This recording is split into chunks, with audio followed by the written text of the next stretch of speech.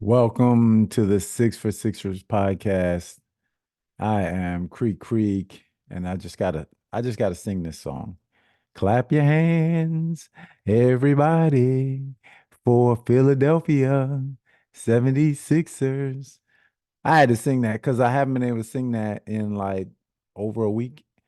Sixers have been on a losing skid, and it all came to an end last night in Utah. So that's why I'm so excited. We defeated the Utah Jazz 127 to 124. And it was a great game for many reasons. It wasn't a normal defeat. So we're going to break down, my six for Sixers on the Six for Sixers podcast. We break down the six most important points that we noticed during the game. And we just elaborate a little bit on each point. If you like what you're seeing here, please like, subscribe, share, comment. That really supports the community, helps us keep things going. So, oh man, it's been a roller coaster week for Sixers fans. We've seen the scrutiny that Joel Embiid came under when he didn't play against the Joker in Denver. And then I guess Embiid, because of all of that scrutiny, felt that he needed to come back, and so he tried to come back and looked like he re-aggravated that left knee. The meniscus is, um, let me see, the clinical term for it is and someone corrected me on Facebook, it is a lateral meniscus injury, a lateral meniscus injury. So, I guess they don't know exactly, might not know exactly what that entails, but there is going to be some rehab. There's going to be some time that Joel's going to need to take to heal, and that's okay. Uh, Sixer fans are some of the most brutal fans in the whole league because I mean, when our star is injured legitimately, we start bashing a little bit. And so Joel, and I think that kind of pressured him into coming back prematurely. Probably he didn't look that great coming back. He looked a little sluggish in the last game, and I don't think he was totally ready to come back. But when you have fans bearing down on you, and they think you're not playing enough, or they think that you need to be out there to help the team or to keep your MVP race going. All that stuff is not important. What's important is the health uh, of our MVP, and just not even from a basketball standpoint, just from a life standpoint, we should want Embiid to be healthy. And I know for myself, I don't go to work sick. If I gotta work and I don't feel well and I'm sick, I'm not going. And it's not to anybody's benefit for Joel Embiid to show up injured. So the last game against Golden State, we took a pretty bad loss, and Jonathan Kaminga hyperextended Embiid's other knee, and we should be thankful that there was nothing in the injury report regarding that. But he didn't look great. He wasn't moving great in that game against Golden State, and it was pretty evident he was settling for long range jump shots, and it was pretty obvious that he wasn't himself. So we're going into this game against Utah, and we did get a bit of good news. Tyrese Maxey was named to the All-Star team, his first All-Star team as a reserve. So congratulations, Tyrese Maxey. The Eastern Conference was so stacked with guards. I was really, I mean, I guess all season as a Sixer fan pulling for Tyrese to be a starter. And I've come to terms with Halliburton being the starter. Halliburton also is having a phenomenal season, and Jalen Brunson also is having a great season. So it made it more difficult to make the case for Tyrese to be a starter, but he did make the team. and that is a great accomplishment for him as such a young player. And we look forward to him making the team every year from here on out. Now let's get into the Sixers action. Sixers again defeated the Utah Jazz 127-124. And for the reasons that I mentioned, it was not a normal game. Number one, Joel Embiid was injured. We had other players that were not playing. Batum didn't play. Morris Sr. didn't play. Obviously, DeAnthony Melton has been out for some time. So we were shorthanded. And then on the heels of Tyrese Maxey being named to the All-Star team, it was kind of like Maxey came out with a chip on his shoulder. He had something to prove. And did he prove it? Oh, yes, he proved it. My first point in the Six for Sixers is that Tyrese Maxey, a 51-point performance. We call that a 50 ball. He came out, I mean, and the Utah Jazz had a plan for him. They put their defensive specialist, Chris Dunn, on him. And the commentators kept saying, oh, Chris Dunn, he's a dog on defense and he can do. And Maxey treated him like varsity versus JV, even worse. I mean, he was doing everything that he wanted to do on the floor. He was taking the ball to the basket effortlessly. And Maxey, he has such a way of just contorting, putting the English off the or on the balls to make it bounce off the backboard correctly.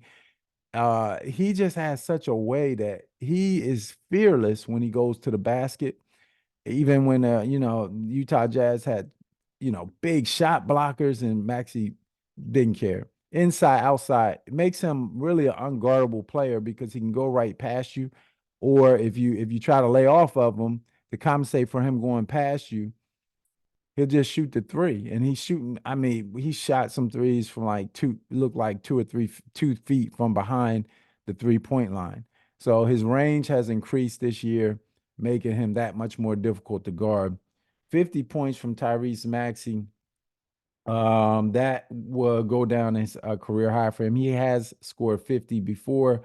So not many assists tonight because Tyrese wasn't passing the ball a lot. And when you get on a hot streak like that, Tyrese, don't pass the ball. Keep shooting. So the first point goes, Tyrese Maxey was phenomenal. 51 points.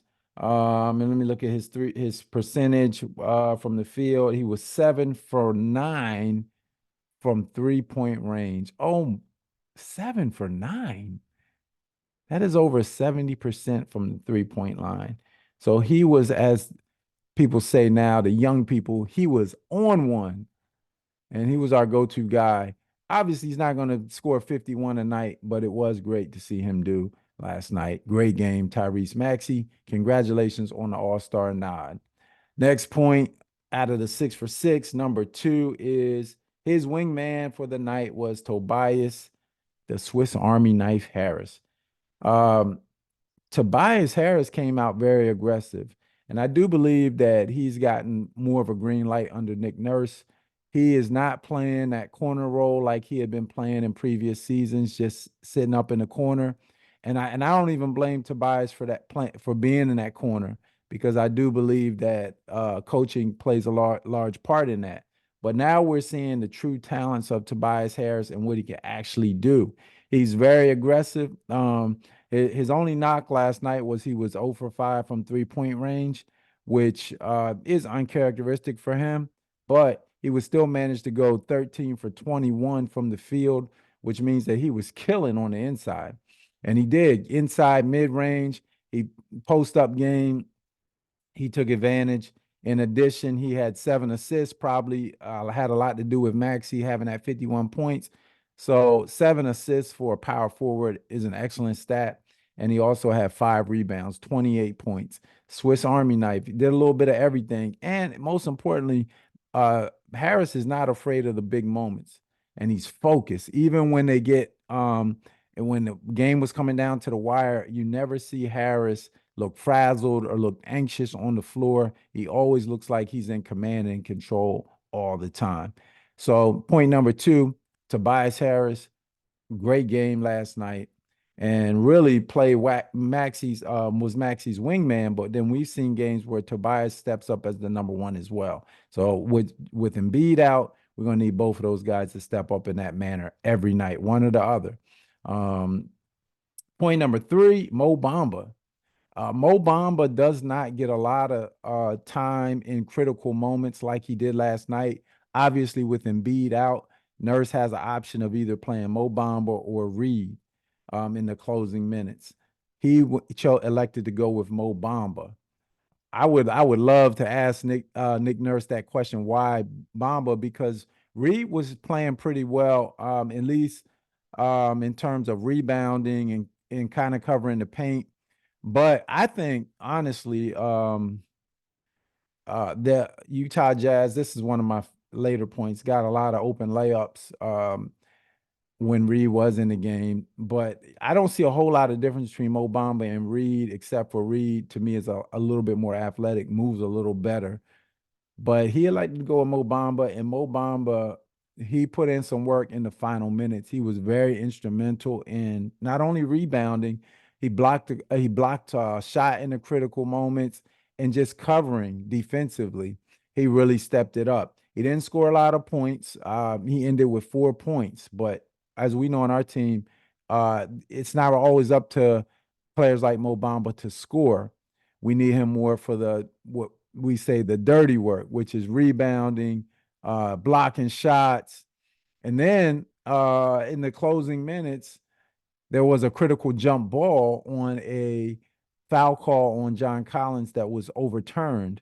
Uh, and there was a jump ball because there was really no possession after the block shot. And Mo Bamba won that jump ball. So those are the intangible. Those are things that don't go in the stat sheet like a winning a tip on a jump ball, but it's critical to the win because that helped put us in better position. Point number four. Point number four is all of the role players that don't get enough credit. And there was many of them last night. So I'll name a few. Paul Reed ended up with 10 boards. He rebounded very well earlier in the game. He did give up some easy shots by not covering the paint. He made some defensive errors, but I thought he played well overall. Kelly Oubre had 16 points. Oubre was aggressive going to the basket. I love how Oubre does his, muscle man gesture because he plays really well in conjunction with Maxey and Harris. Patrick Beverly, one of my favorite Sixers this year, really one of my favorite players of all time. Pat reminds us of ourselves sometimes, undersized as a player, but the heart makes up for what he doesn't have in height. Patrick Beverly, with like 40 seconds to go, people take Pat Bev light. Pat Bev, they treat him like he is Dennis Rodman for three or Shaquille O'Neal, that it's impossible. But Pat Bev is over, I think, 30% this season from the 3-point line, which is not phenomenal, but he can make the three-pointer. But they leave him open. They left him open in the corner, and he knocked the shot down with 40 seconds to go. So that was a critical moment for Pat Bev. Pat Bev brings that energy, that fire to the game, and he did that again last night. Those were the and House Jr., which I didn't mention in my write-up, but House Jr. had some very key defensive moments. He also was just like an energizer bunny on the floor. Never stopped moving, always kept the action flowing. So shout out to the dog, House Jr. Played a great game. Point number five, and this is more of a critique. The Utah Jazz got a ton of open looks. Some were from the 3-point line, and some were from inside. Colin Sexton he shredded up the defense. He got a lot of open layups. Markkanen got a lot of open 3-point shots, uncontested. And I think that was due to Sixers have some rotation problems. They kept going back door. We weren't really recognizing what they were doing offensively. They got a lot of open looks. Jordan Clarkson as well. So that led to a lot of easy baskets, and that's something I'm sure Nick Nurse will fix when he looks at film and just retools for the next contest. So that was the one critique. And the last point is number 6. This for the true Sixer fans. I'm on several Sixer fan groups. And so after the news came out that Embiid was going to be out indefinitely, people were saying we're not, another first round exit, second round exit. We hear that every year. But shout out to those true Sixer fans that recognize the greatness of the other guys on the team that I just mentioned. Those guys are fully capable. They're professional ball players. They play alongside Joel Embiid. So when Joel Embiid is scoring 30, 40, 50, 60, 70 points, they're not asked to score 50 like Tyrese Maxey or 28 like Tobias Harris or Tobias Harris pumping in 40 like he did a couple weeks ago. They're not asked to do that because Embiid is carrying a lot of that load for scoring and also rebounds. So, but these guys are still professionals. Mo Bamba, Paul Reed, they're still serviceable players. So we have to believe in our team. We have to believe in our coach. Nick Nurse is doing a really good job this year working with a lot of injuries, a lot of personal issues guys have had and missed games, and he still finds the right rotations and makes the right adjustments to put the team in a position to win. So we got to have a little bit of faith, Sixer fans, and we got to really, really hope that our star can get healthy before the playoffs. I guess our hope at this point is that our role players and our number 2 and number 3 guy and Maxey and Harris can get us into the playoffs. I know we can be at least 500 rolling into the playoffs. And then once we get into the playoffs, Joel Embiid will be ready to return, and maybe even before that, and return healthy and get us into the playoffs past the second round, which we've been yearning to do for all these years. And so that's the end of the wrap up today. 6 for Sixers. Go Sixers. Clap your hands, everybody, for the Philadelphia 76ers. Again, like, share, subscribe to the podcast. We break down the games, and we will also be doing a weekend wrap up with my brother John Jervy in the next couple days. We just go over the main points from the week. So stay tuned. We got a lot planned. And congratulations again to Tyrese Maxey and Joel Embiid. Get better, big fella. Don't worry about what people are saying, big fella. We need you on the floor, and we need you healthy, and we need you to have a long-lasting career. And playing on an injured knee might create more problems for your future long term. So peace, everybody. I'm out. I'm super hyped. The game was last night. I didn't get a chance to do this last night because everybody was asleep when the game was over. And when everybody's asleep, if you watch the other videos, I had to keep it really low key. So I'm able to like raise my voice a little bit today. The last point I want to make is I'm so glad that 10 o'clock swing is over.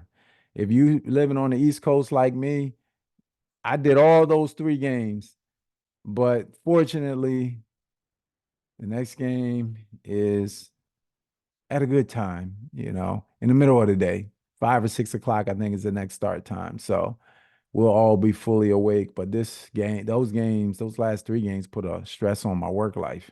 So, so I'm glad that's over. All right, everybody, 6 for Sixers podcast. This is your brother Creek. As always, peace.